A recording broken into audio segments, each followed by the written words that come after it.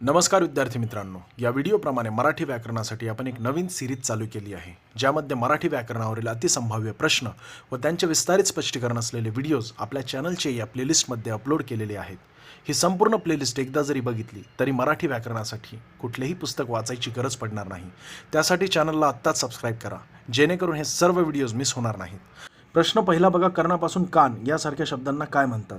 तर संस्कृत शब्दापासून बदल होऊन मराठी भाषेत आलेल्या शब्दांना तद्भव शब्द असं म्हटलं जातं. पर्याय क्रमांक 3 हे याचं योग्य उत्तर आहे. कर्ण हा शब्द संस्कृत आहे आणि त्यापासून बदल होऊन कान हा शब्द आपल्या मराठी भाषेत आलेला आहे, म्हणून पर्याय क्रमांक 3च याचं योग्य उत्तर आहे.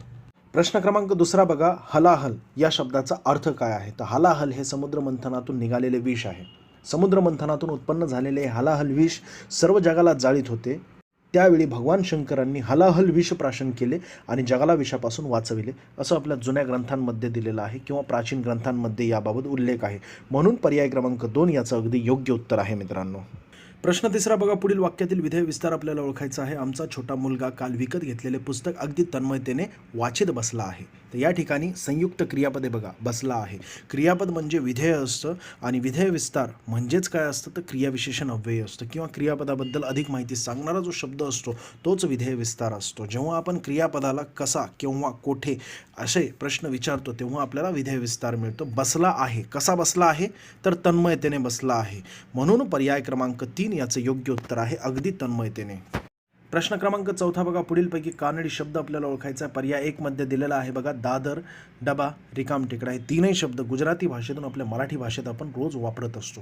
पर्याय 2 मध्ये बघा, ताई, भाकरी आणि तूप हे तीनही शब्द कानडी भाषेतून आपल्या मराठी भाषेत आलेले शब्द असल्यामुळे आपल्याला कानडी शब्द ओळखायचे होते. पर्याय क्रमांक 2 याचं योग्य उत्तर आहे.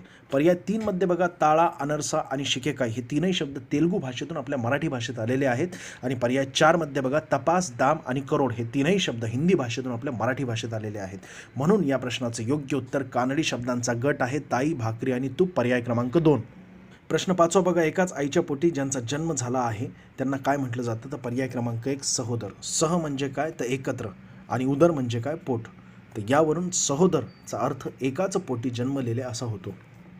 6वा प्रश्न बघा, पुढीलपैकी व्याकरणदृष्ट्या चुकीचा शब्द आपल्याला ओळखायचा आहे. प्रत्येक परीक्षेमध्ये व्याकरणदृष्ट्या चुकीचे शब्द किंवा बरोबर शब्द आपल्याला ओळखायचे असतात आणि त्यासाठी सोपी ट्रिक म्हणजे वाचन करत असतानाच रस्व आणि दीर्घ याचा विचार करणं फार गरजेचं आहे. जसं पहिली वेलांटीसाठी काय आहे तर रस्व, दुसरी वेलांटीसाठी दीर्घ. म्हणजे रस्व म्हणजे काय तर कमीत कमी वेळ लागत आहे तो शब्द उच्चार करण्यासाठी आणि जास्तीत जास्त वेळ लागत आहे शब्द उच्चार करण्यासाठी, त्यासाठी दीर्घचा वापर केला जातो. पहिली वेलांटी रस्व, दुसरी वेलांटी दीर्घ, पहिला उकार रस्व, दुसरा उकार दीर्घ.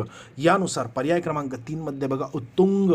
तर या ठिकाणी तला पहिला उकार असणं गरजेचं होतं, म्हणून पर्याय क्रमांक 3 हे चुकीचा शब्द आहे व्याकरणदृष्ट्या. बाकी सर्व काही उच्चार केल्यानुसार आपल्याला ते योग्य वाटेल. प्रश्न क्रमांक 7 बघा, पुढीलपैकी तद्भव शब्द म्हणजे काय? तर तद्भव शब्द मुळात काय आहे तर त्याची व्याख्या समजून घेणं फार महत्त्वाचं आहे. संस्कृत भाषेतून आपल्या मराठी भाषेत एखादा शब्द येत असेल आणि येत असताना काही प्रमाणात त्यामध्ये बदल होत असेल तर त्याला तद्भव शब्द असं म्हटलं जातं. आणि त्याचसोबत संस्कृत भाषेतून जसाच्या तसा तो शब्द जर आपल्या मराठी भाषेत येत असेल तर त्याला तत्सम शब्द असं म्हटलं जातं. पर्याय 1 मधील कर, पर्याय 2 मधील जल आणि पर्याय 4 मधील हस्त हे तीनही शब्द तत्सम शब्द आहेत, परंतु पर्याय 3 मधील घाम हा शब्द तद्भव शब्द आहे. मग मूळ संस्कृत शब्द कोणता आहे तर घर्म या शब्दापासून आपल्या मराठी भाषेत घाम हा शब्द तयार झालेला आहे. पर्याय क्रमांक 3 याचं अगदी योग्य उत्तर आहे. 8वा प्रश्न बघा, योग्य जोड्या जुळवायचे आहेत. वाक्यांचे प्रकार आपल्याला दिलेले आहेत आणि त्यांची उदाहरणं दिलेली आहे. पहिला प्रकार बघा, आज्ञार्थी वाक्य कसे ओळखायचे? तर वाक्यातील क्रियापदाच्या रूपावरून कोणत्याही प्रकारच्या आज्ञेचा उल्लेख जर होत असेल तर त्या वाक्यांना आज्ञार्थी वाक्य असं म्हटलं जातं. एचं बघा 2 येईल. मुलांना चांगला अभ्यास करा, तर या करा क्रियापदावरून आपल्याला आज्ञेचा बोध होत आहे, म्हणून एचं 2 येईल. दुसरा वाक्याचा प्रकार म्हणजे विद्यार्थी वाक्य म्हणा किंवा विधी कर्तव्य वाक्य म्हणा. तर वाक्यातील क्रियापदाच्या रूपावरून कर्तव्य, योग्यता, शक्यता, इच्छा इत्यादी गोष्टींचा बोध होत असेल तर त्यास विद्यार्थी वाक्य असं म्हटलं जातं. किंवा क्रियापदाच्या शेवटी वा, वि, वे आपण शोधायला पाहिजे आणि त्यावरून लगेच क्लिक करायला पाहिजे की हे संपूर्ण वाक्य विद्यार्थी वाक्य आहे. पर्याय 1 मध्ये बघा, मुलांनी वडिलांची आज्ञा पाळावी. तर या ठिकाणी पाळावी हे क्रियापद आणि त्याला वा, वि, वे पैकी वी लागलेला आहे. किंवा क्रियापदावरून कर्तव्याचा बोध होत आहे, म्हणून बीचं 1 उत्तर येईल. तिसरा प्रकार म्हणजे संकेतार्थी वाक्य.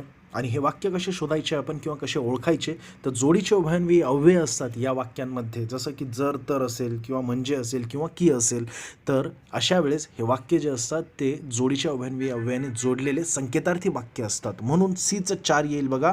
जर पाऊस पडला तर हवेत गारवा आला असता.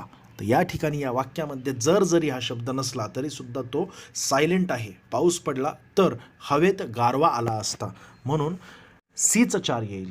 आणि डीमध्ये उद्गारार्थी वाक्य दिलेलं आहे, हा सुद्धा वाक्याचा प्रकारच आहे. तर उद्गारार्थी वाक्य कसे शोधायचे, तर ज्या वाक्यात भावनेचा उद्गार काढलेला असतो त्यास उद्गारार्थी वाक्य असं म्हटलं जातं. शेवटी उद्गारवाचक चिन्ह दिलेलं असतं मित्रांनो, आणि त्यावरून सुद्धा तुम्ही ते ओळखू शकता. आणि अशा प्रकारचा पर्याय क्रमांक 3 मध्ये दिलेला आहे, अबब केवढी प्रचंड आग ही.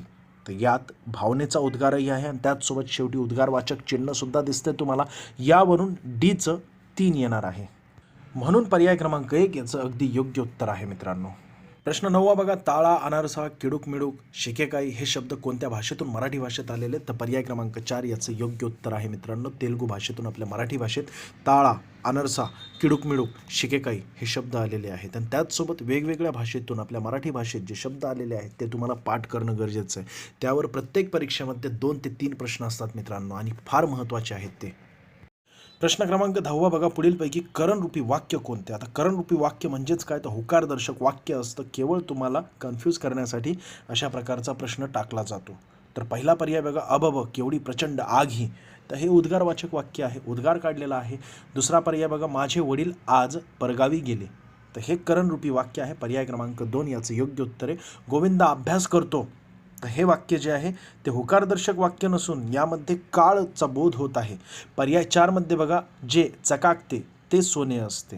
तर या ठिकाणी संकेतार्थी वाक्य आहे. जोडीचे उभयन्वी अव्यय जर असतील त्या वाक्यांमध्ये आणि ते संयुक्त वाक्य असतं मित्रांनो, तर तेच संकेतार्थी वाक्य असतं मित्रांनो. तर पर्याय क्रमांक 2 याचं योग्य उत्तर आहे.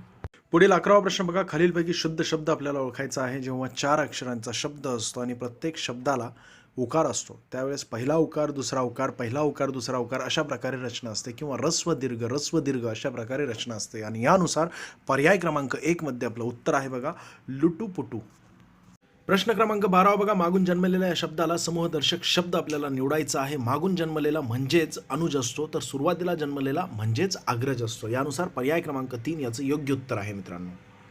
प्रश्न क्रमांक 13 बघा. खालीलपैकी कोणता शब्द पोर्तुगीज भाषेतून आला आहे, तर पर्याय क्रमांक 1 मध्ये आपलं उत्तर आहे, हापूस. हा शब्द पोर्तुगीज भाषेतून आपल्या मराठी भाषेत आलेला आहे. मग अर्ज हा शब्द जो आहे तो अरबी भाषेतून आलेला आहे. सामना हा शब्द फारसी भाषेतून आलेला आहे. तर अन्ना हा शब्द कानडी भाषेतून आलेला आहे मित्रांनो. 14वा प्रश्न बघा. योग्य जोड्या जुळवायच्यात आपल्याला. दात दाखवणे म्हणजे एखाद्याची टिंगल करून हसणे म्हणजेच काय, एचं 2 येईल. त्यानंतर दात वासणे म्हणजेच नुकसानीमुळे खिन्न होऊन बसणे, म्हणून बीचं 3 येईल. त्यानंतर दात विचरणे म्हणजेच फजिता होणे, म्हणून सीचं 1 येईल. आणि दात पडणे म्हणजेच एखाद्याला वेडावणे, डीचं 4 येईल. यानुसार पर्याय क्रमांक 2 हेच याचं योग्य उत्तर आहे. 15वा प्रश्न बघा. खालीलपैकी उपसर्ग घटित शब्द आपल्याला ओळखायचा. उपसर्ग म्हणजेच काय, तर एखाद्या शब्दापूर्वी काही अक्षरे येतात त्याला उपसर्ग असं म्हटलं जातं. आणि प्रत्यय म्हणजे काय, तर एखाद्या शब्दाच्या नंतर काही अक्षरे येतात त्यांना प्रत्यय असं म्हटलं जातं. या ठिकाणी आपल्याला उपसर्ग विचारलेला आहे, तर अतिशय मधील अति हा या अतिशय शब्दातील उपसर्ग आहे, म्हणून पर्याय क्रमांक 3 याचं योग्य उत्तर आहे.